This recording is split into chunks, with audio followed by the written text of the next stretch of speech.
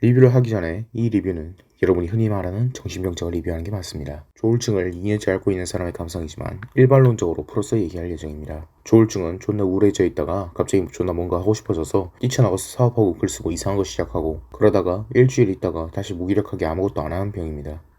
잭 스타우버로 널리 알려진 이 크리에이터 본디 발음은 Jack Stauber. 그러므로 잭 스타우버라고 부르도록 하겠다. 잭 스타우버는 내 기억상 약 1년 전쯤부터 한국에서 급속도로 유명세를 타기 시작했고 심지어는 비슷한 감성을 지닌 한국 인디밴드도 재조명을 받을 정도로 아는 사람들 사이에서는 굉장한 인기를 누리고 있다. 잭 스타우버의 작품을 보고 모두가 처음 느낄 감정은 당혹감일 것이다. 저음질의 소리, 뭔가 깨진 듯한 음악에 80년대 클레이 애니메이션을 저화질로 복구해놓은 듯한 화면은 우리에게 복합적인 감정 혹은 족같다는 생각에 잠기게 한다.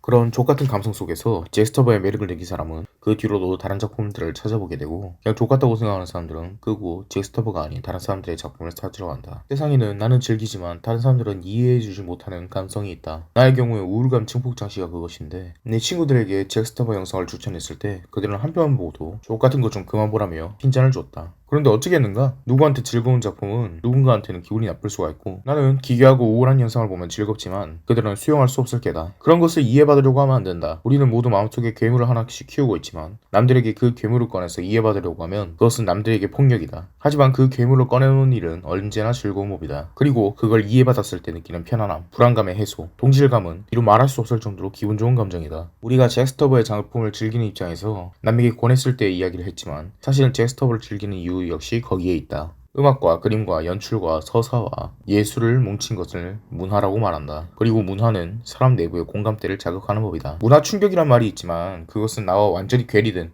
도무지 이해할 수 없는 무언가를 봤을 때가 아니라 내 심리 안쪽에 잠들어 있는 괴물에게 먹이를 주는 문화를 봤을 때 어색하고 괴기하다고 생각이 들지만 나 역시도 그 감정을 지니고 있음을 인지하는 경우가 훨씬 많다. 잭 스타우버는 대부분의 사람들에게는 문화 충격이 아닐 수가 없다. 나도 온갖 기괴하고 불쾌한 작품들을 봐왔지만 내게도 상당히 문화 충격인 부분이 있었으니 그가 자극하는 족같음이 얼마나 큰지 짐작이 되리라 생각한다. 그리고 내면의 우울감이라는 괴물을 깨우기 싫은 사람들은 작품을 꺼버렸겠지만 의외로 많은 사람들이 잭 스타우버의 우울감에 중독된 듯 보인다. 잭 스타우버의 특징을 두 가지 뽑자면 첫째는 작품에 내재된 무기력감, 절망감, 그리고 핵심인 무관심과 소외를 담았다는 것이고 둘째는 배경음 혹은 음악 그 자체가 아주 서정적이란 것이다. 잭 스타우버의 작품들을 11개 정도를 보면서 살펴보자. 첫째로 살펴볼 잭 스타우버의 대표곡은 굿모닝 블론디다. 그는 음악의 베이스라인을 아주 잔잔하면서도 리듬감 있게 만드는데 어떻게 보면 2000년대 초반 초등학생용 영어 교재용 음악같이 차분하면서도 감상하기 편한 구조로 되어 있다. 잭 스타우버는 이런 편안한 구조의 음악 속에 괴기한 영상과 효과음 혹은 가사를 전달하는 자신의 육성을 꼬아서 삽입하는 방향으로 래피 폭력을 준다. 일례로 펌킨이라는 작품을 보면 컵헤드에 나오는 것 같은 고전 애니메이션풍으로 괴기한 영상을 삽입하는 방향을 써서 공포감을 준다. 실제로 고전 애니메이션이라고 아동극에 나오는 괴기한 괴물은 트라우마를 심어주는 경우가 많다. 안티지마 무서워와 비슷한 느낌으로 익숙하고 안정적인 것에 위화감을 조성할 방향으로 불쾌감을 증폭시키는 연출이다. 이 작품의 해석 역시 분분하지만 개인적으로는 가정폭력에 대한 작품이라고 보았다. 작품의 블론디는 말없이 가만히 순종적으로 있을 때는 남편으로 보이는 잭 스타우버가 친절하지만 블론디가 말이라도 꺼내라고 하면 잭 스타우버에겐 괴기하게 보이기 시작하고 블론디에게 폭력을 행하며 블론디가 행하는 것들이 모두 자신에 대한 위협등으로 보이게 되고 심지어는 스스로가 의초증에 가깝게 모든 것을 얘기해달라고 함에도 불구하고 실제로 말을 꺼내려 하자 불쾌한 형상으로 변한다. 이는 잭 스타우버가 위화감 조성과 불쾌감 조성을 작품에서 얼마나 잘 해주는지에 대한 훌륭한 예시다. 주인공의 심리상태가 망가져 있고 아내에 대한 피해망상이 얼마나 심각해졌는지 쉽게 알 수 있는 표현이다.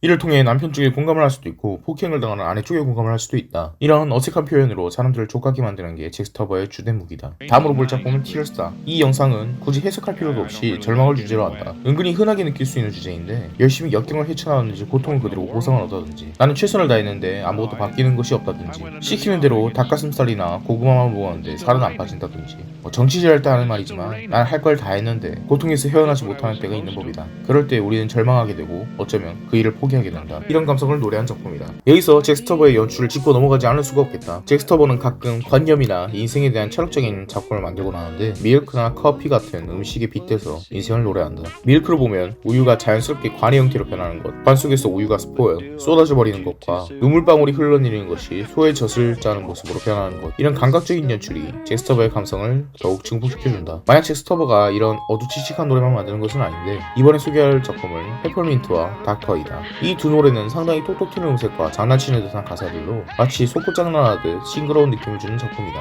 페퍼민트 같은 경우에는 남자 입장에서 이입하면 상대가 원해서 준 것인데 태도가 돌변해서는 갑자기 그것이 싫다고 말하는 상대에게 느끼는 당혹감과 그것을 준 자신의 죄책감을 느낄 수 있고, 여성의 입에서 보면 잘 몰랐던 무언가를 나도 받고 싶었는데 페퍼민트가 생각보다 마음에 안 들었을 때 내가 그걸 왜 달라고 했는지도, 내가 누구에게 기분이 나쁜지도, 어떤 느낌인지도 종잡을 수 없는 길을 잃은 감정을 표현하면서 남녀 두 명의 감정이 대화라는 형식으로 얽히면서 이해의 어려움을 표현한다. 마지막에 카우치를 보았을 때 결혼 생활에 대한 비유라는 말도 있지만, 크게 보았을 때는 자신이 선택했지만 혼란스러운 일에 대한 복잡한 감정을 표현하고 소통하기가 얼마나 어려운지에 대한 내용이라고 볼 수 있다. 다음은 닥터인데 이건 좀 더 어두운 내용이다. 주제는 외로움을 치료하는 것은 사랑뿐이라는 내용인데, 사랑은 의존성이라 결국 우리는 홀로 설 수 없다는 내용이다. 여기서 남자를 선하게 보면 외로움에 시달리는 여자에게 사랑이란 치료법을 알려주지만 어느새 헤어지게 되고 다시 여성은 사랑을 필요로 하게 된다는 내용으로 보이고, 남성을 악하게 보면 외로움을 이용해서 여자에게 부족한 사랑으로 그녀를 길들이고는 그녀에게 흥미가 떨어지자 혼자 일어서라며 무심하게 떠나는 사람으로 보인다. 이 작품이 내게는 상당히 인상 깊었는데,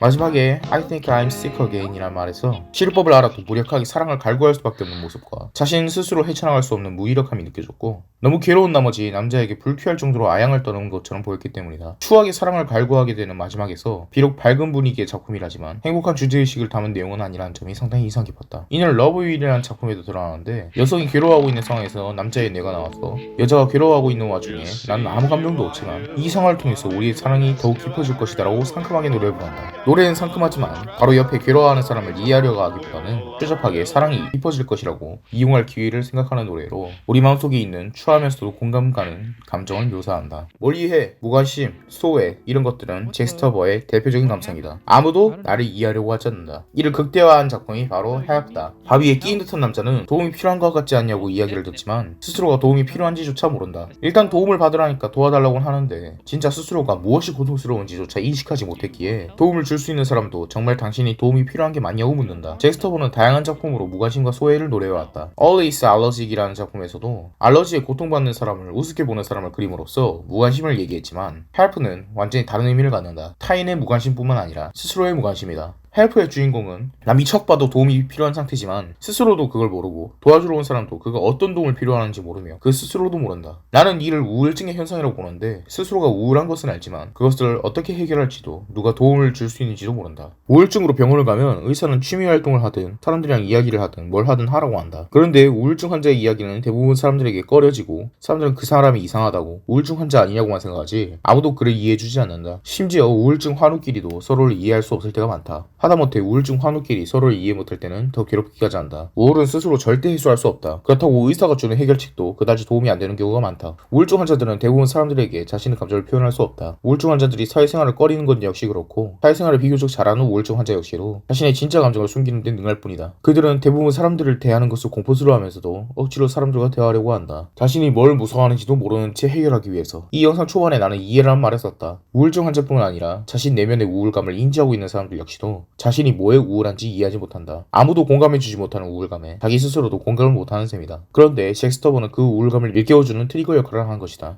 잭스터버를 보면 역설적으로 힐링이 된다는 사람이 많다. 잭스터버는 억지로 우리에게 불쾌감과 우울감을 꺼내오지만 아무도 공감해주지 않고 이해해주지 않는 그 감정을 그의 작품에선 노래하고 있다. 우리는 그 작품을 보면서 이거 나도 느꼈는데, 이 생각 나도 하곤 하는데, 나도 이런 절망감을 느끼곤 했는데, 나도 이런 불안감이 있어 라고 내 불안함과 우울감이 너만 느끼고 있는 것이 아니라는 것이다. 유튜브 댓글을 보면 종종 힙스터들이 잭스터버의 작품이 다양한 해석이 있다고 하고 해석을 찾아내야 하는 강박관념에 쌓인 글도 보이곤 하는데, 이런 방향도 상당히 즐거운 작품 관람이겠지만 잭스터버가 사람들을 매료시키는 핵심은 우울함을 수면 위로 끌어내서 동질감을 느끼게 해주는 그의 불쾌한 위로다. 실제로 잭스터버가 불쾌하고 괴기한 작품을 만들지만 그의 작품이 공감과 위로를 담고 있다고 하는 이유는 잭스터버가 스스로가 비판적일지언정 염세적으로 삶을 바라보진 않기 때문이다. 어떤 삶의 형태를 비판하거나 불쾌하게 조명하는 경우는 있어도 삶과 생명 그 자체를 부정하진 않는다. 이를 보여주는 작품이 바로 Dinner is not over와 End다. Dinner is not over는 죽음을 상당히 좋게 묘사하지만 그건 식사를 다 끝낸 뒤에 먹어야 하는 것이라고 표현한다. 죽음이 디저트라면 디너는 삶이다. 죽음이 얼마나 달콤해 보이든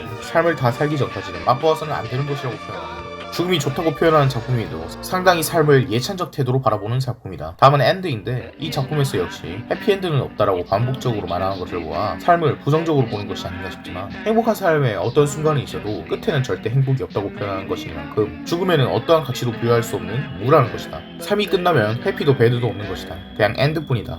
하지만 삶에는 해피도 배드도 있을 수 있다. 이는 두 가지 의미에서 사람을 편안하게 해주는데 삶의 끝마저 배드엔딩으로 끝나지 않을 거라는 우울한 의미에서의 위안과 삶에는 아직 순간순간이 남아있는데 끝을 내버리면 그 순간조차 맛보지 못할 것이니 죽어서는 안 된다라는 긍정적인 위안을 보여준다. 물론 나는 양극성 정동장애, 소위 말하는 조울증이지만 우울감이 심한 사람들이라고 결코 염세적이지 않다. 오히려 인생관이라든가 삶을 바라보는 자세는 휴머니즘적이거나 아름답게 보는 사람들이 많다. 그런 아름다운 삶과 인생에서 자신만 유리된 느낌, 소외된 느낌과 그 사이에 끼고 싶은데 사람들이 너무 두려워서 가까이 하기 싫은 복합적인 절망감이 우울증 환자들을 미치게 만든다. 이런 사람들에게 우울한 방향으로 삶에 살 가치가 있다는 것을 표현해주는 잭스터버는 모르긴 몰라도 수십 사람을 살렸을 것이다. 나 역시도 2018년 후반부터 양극성 정동장애로 약을 복용하고 있다가 최근에 약을 끊은 사람으로 우울감이 얼마나 삶을 위태롭게 하는지 안다. 우울증 환우들은 절대 삶이 싫고 죽을 바라는 것이 아니라 현실이 너무 싫은데 도피할 곳은 죽음밖에 없다고 생각이 들어서 그러는 것이다. 잭스터버는 죽음이 아닌 도피처를 따로 마련해준다. 우울증 환자들에게는 그는 죽음이 아닌 우울이라는 공감이라는 도피처다. 평범한 사람들 역시 마음속 어딘가에는 불안과 우울감, 알 수 없는 자신의 기운, 나를 상처 입힌 사람들을 그리워하는 모순된 감정을 품고 살 것이다. 그런 것을 일부러 드러내주고 내가 알고 그 작품을 함께 즐기는 사람들과 같은 경험을 공유하는 사람들의 댓글을 보면서 이해받는 느낌을 받는다. 역설적 힐링으로 잭스터버는 불쾌감을 들어올려 함께 구경하는 느낌을 들게 만든다. 어떤 족같은 기분이든 누군가와 함께 이야기할 수 있고 진정으로 공감할 수 있다면 어느 정도 해소가 되는 법이니까. 잭스터버의 작품을 사랑하는 이유는 그의 우울한 위로다.